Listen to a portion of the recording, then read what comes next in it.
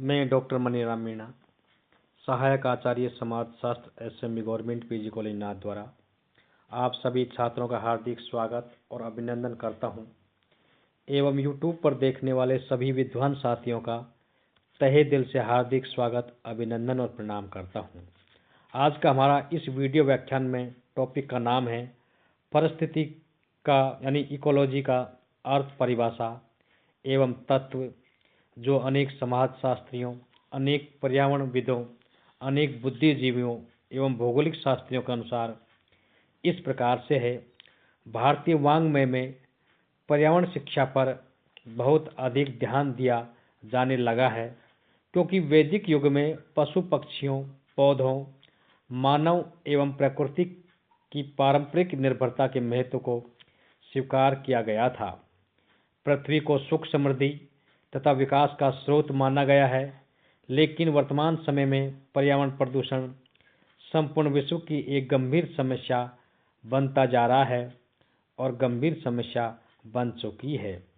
अंतर्राष्ट्रीय स्तर पर भी अनेक संगोष्ठियां, कार्यशालाएं आदि पर्यावरण असंतुलन एवं पारिस्थितिकी तंत्र को अस्थिरता के संबंध में विचार विमर्श के लिए आयोजित की जा रही हैं और की भी जा चुकी हैं, जिनके आधार पर पर्यावरण नीतियों एवं पर्यावरण कानून भी बनाए गए हैं। पर्यावरण की समस्याओं के लिए पृथ्वी सम्मेलन भी आयोजित किया जा चुका है। पर्यावरण प्रदूषण का परिणाम पारिस्थितिकी असंतुलन है, जिसके परिणाम स्वरूप आज व्यक्ति को न पीने योग्य पानी मिल पा रहा है और श्वास लेने में भी प्राकृतिक वायु नहीं मिल पा रही है, जो पारिस्थितिकी असंतुलन का प्रमुख एक गंभीर समस्या के रूप में देखा जा रहा है। हमें पारिस्थितिकी असंतुलन क्या है, इसका अर्थ के बारे में जानना अति आवश्यक है। पारिस्थितिकी का अर्थ इस प्रकार से है। परिस्थिति का अर्थ, परिस्थितिकी शब्द अंग्रेजी के इकोलॉजी का हिंदी रूपांतर है। इकोलॉजी शब्द दो शब्दों से मिलकर बना है।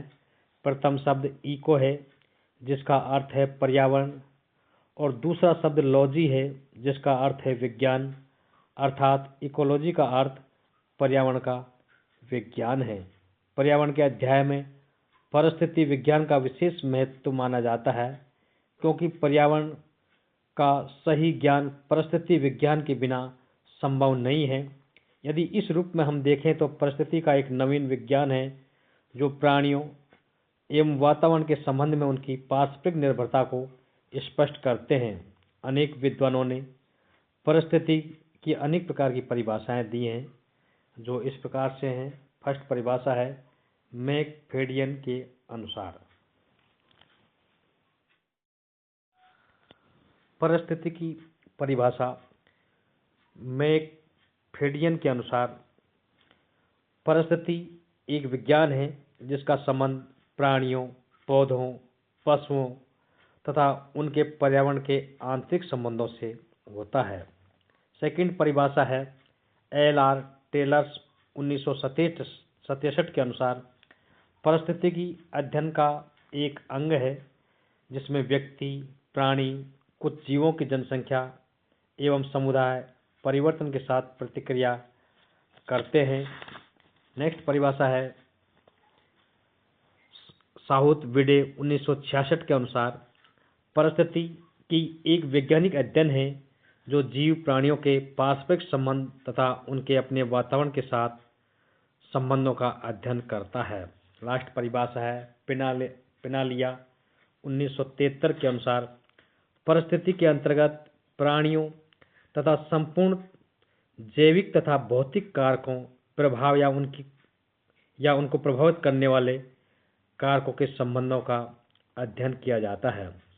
परिस्थिति की उपरोक्त परिभाषाओं के आधार पर इसकी कुछ विशेषताएं उभर करके जो सामने आती हैं वो इस प्रकार से हैं।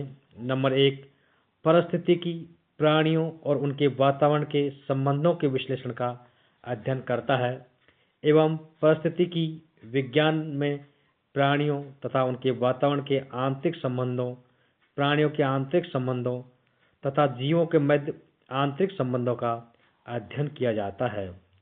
परिस्थिति के अंतर्गत विशाल प्रकृति के स्वरूप तथा कार्यों का ज्ञान प्रदान किया जाता है। इस प्रकार परिस्थिति का उद्देश्य जीवधारियों और उनके वातावरण से संबंध का अध्ययन करना माना जाता है।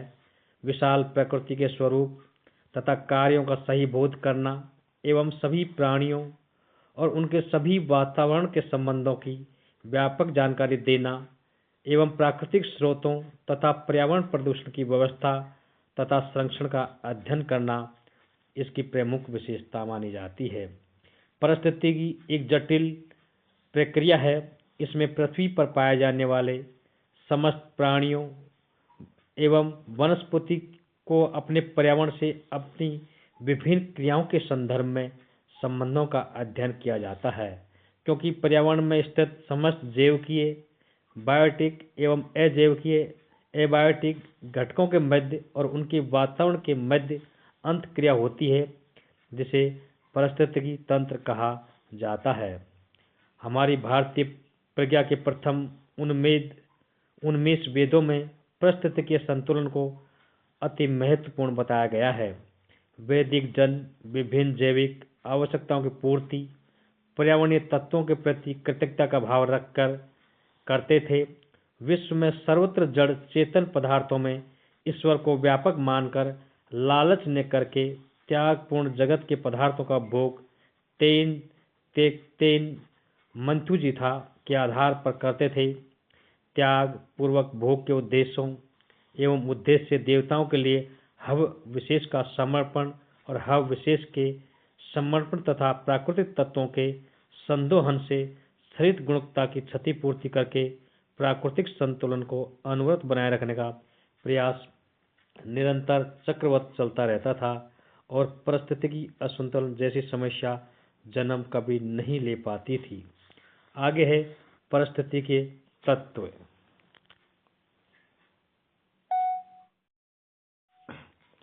परिस्थिति के तत्व। पर्यावरण दो प्रकार का है।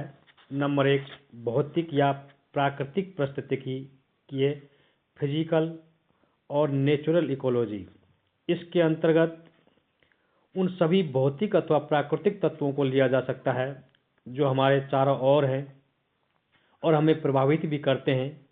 और ये प्राकृतिक परिस्थितिकी इसके भी दो प्रकार माने जाते हैं। नंबर 1 है नवीनीकरण के योग्य यानी रिन्यूएबल, वे तत्व जिन्हें उपयोग के पश्चात पुनः प्राप्त किया जा सकता है। इस श्रेणी के अंतर्गत इसमें जल, वायु, भूमि और वन को लिया जा सकता है। सेकंड में है नवीनीकरण के अयोग्य यानी नॉन रिन्यूएबल, वे घटक जिनके बनने में अधिक समय लगता है और आसानी से पैदा नहीं किया जा सकते हैं। इस श्रेणी के अंतर्गत आते हैं जैसे खनिज, पर्वत, पेट्रोल, डीजल जैसे पदार्थ इस श्रेणी के अंतर्गत आते हैं। सेकंड है सामाजिक परिस्थितिकी, सोशल इकोलॉजी। मनुष्य एक सामाजिक प्राणी है और समाज में छोटी बड़ी अनेक इकाइयाँ होती हैं जो परस्पर सहसंबंधित भी होती हैं और व्यक्ति का भी इन इकाइयों से परस्पर संबंध होता है। इनके परस्पर सहसंबंध से ही सम्मान का पर्यावरण संतुलित भी होता रहता है। जैसे परिवार, विद्यालय, महाविद्यालय, राज्य आदि इसके अंतर्गत आते हैं। इनको निम्नलिखित रूप से भी विभाजित किया जा सकता है जैसे जैविकीय यानी बायोटेक, ये पर्यावरण के सजीव तत्व माने जाते हैं और इसके भी 3 भाग होते हैं। नंबर 1 है उपभोक्ता यानी कंज्यूमर। इन तत्वों को अपने भोजन के लिए दूसरों पर होना पड़ता है जैसे मनुष्य, पशु, मछली आदि। सेकंड है उत्पादक, जो अपना भोजन स्वयं उत्पन्न करके अपना पोषण कर लेते हैं जैसे वन एवं अन्य पेड़ पौधे आदि अपना भोजन स्वयं तैयार करते हैं और स्वयं ही उनका वो पोषण कर लेते हैं। और थर्ड में है विनाशक यानी वे तत्व जो वन एवं अन्य पेड़ पौधों, मनुष्यों और मृत शरीरों और सड़े गले पदार्थों का उपयोग करते हैं, उनका विनाश करके उन्हें कार्बनिक और अकार्बनिक रूप में पर्यावरण को वापस कर देते हैं। इस श्रेणी के अंतर्गत यानी विनाशक तत्वों की श्रेणी में आते हैं। अजैविकीय यानी एबायोटिक, इसके अंतर्गत पर्यावरण के कार्बनिक और अकार्बनिक पदार्थ आते हैं, जैसे carbon dioxide, oxygen, nitrogen, calcium, sulphur, phosphorus. ये हमें जल, वायु और भूमि से प्राप्त होते हैं। पारिस्थितिकीय संतुलन में इन सभी घटकों के परस्पर सहअस्तित्व पर निर्भर करता है कि यदि इन घटकों में परस्पर किसी प्रकार का व्यवधान किसी कारण से आ जाता है तो वह पर्यावरण को असंतुलित कर देता है और इससे पारिस्थितिकी असंतुलन उत्पन्न हो जाता है। हम आपको अगले वीडियो व्याख्यान में पारिस्थितिकी असंतुलन एवं इसके घटकों के बारे में बताने का प्रयास करेंगे। धन्यवाद। थैंक्स।